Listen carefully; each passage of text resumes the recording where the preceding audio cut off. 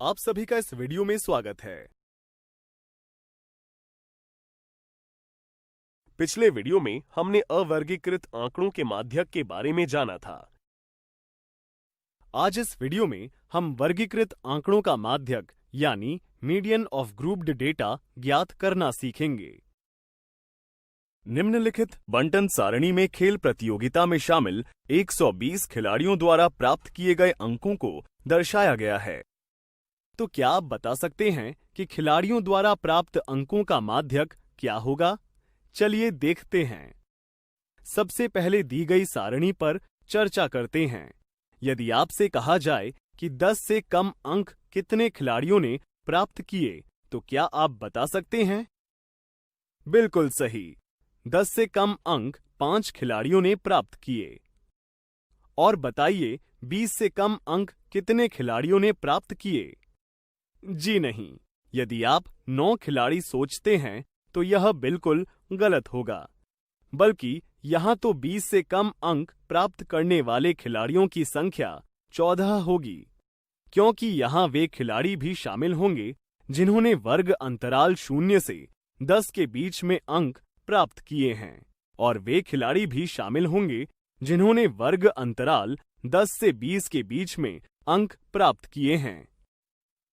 जहां 14 वर्ग 10 से 20 की संचयी बारंबारता है। इस प्रकार हम अन्य सभी वर्गों की संचयी बारंबारता ज्ञात कर लेते हैं।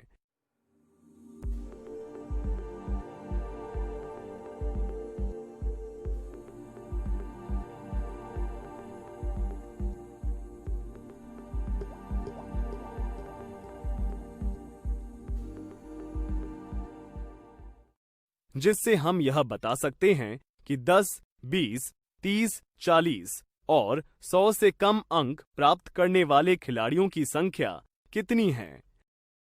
इस प्रकार के बंटन को कम प्रकार का संचयी बारंबारता बंटन यानी the cumulative frequency distribution of the less than type कहते हैं, जहां 10, 20, 30, 40 और 100 संगत वर्ग अंतरालों की ऊपरी सीमाएं यानी अपर लिमिट्स होती हैं। परंतु दिए गए बंटन के चलते यदि आपसे यह पूछ लिया जाए कि 0 से अधिक या इसके बराबर कितने खिलाड़ियों ने अंक प्राप्त किए, तो क्या आप बता सकते हैं?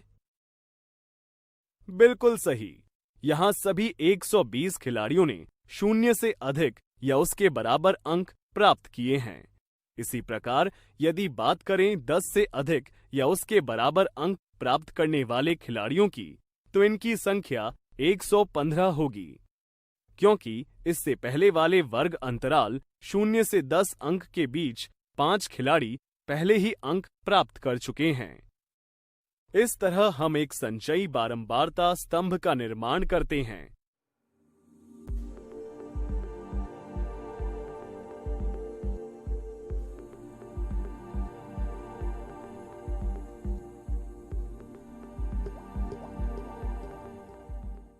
जिसकी अंतिम पंक्ति में 90 से अधिक या इसके बराबर अंक प्राप्त करने वाले खिलाड़ियों की संख्या 3 आती है।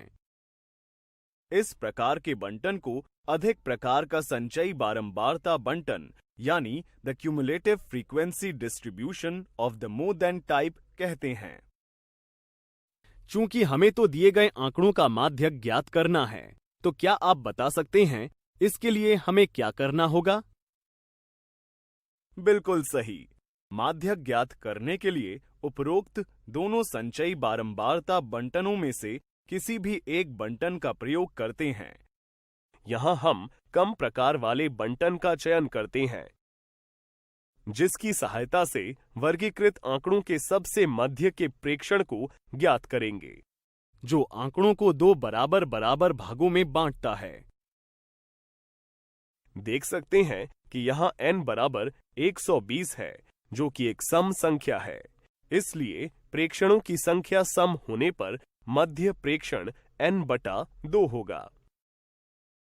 तो क्या यहाँ n/2 के मान 60 को देख बता सकते हैं कि यह किस वर्ग अंतराल की संचयी बारंबारता से बड़ा और उसके निकट है? शाबाश। 40 से 50 का ही वर्ग अंतराल ऐसा है जिसकी संचयी बारंबारता 60 से अधिक और उसके निकटतम है, जिसे हम माध्यक वर्ग कहते हैं, जहां 40 इसकी निम्न सीमा व 50 उच्च सीमा है। माध्यक प्राप्त करने के लिए हम निम्न सूत्र L जमा n/2 घटा CF बटा F गुणा H का प्रयोग करते हैं, जहां L माध्यक वर्ग की निम्न सीमा यानी 40, n/2 बराबर 60, CF माध्यक वर्ग के ठीक पहले वाले वर्ग की संचयी बारंबारता यानी 52, F यानी माध्यक वर्ग की बारंबारता 26 तथा H यानी वर्ग माप 10 को इस सूत्र में रख हल करने पर 43.07 प्राप्त होता है।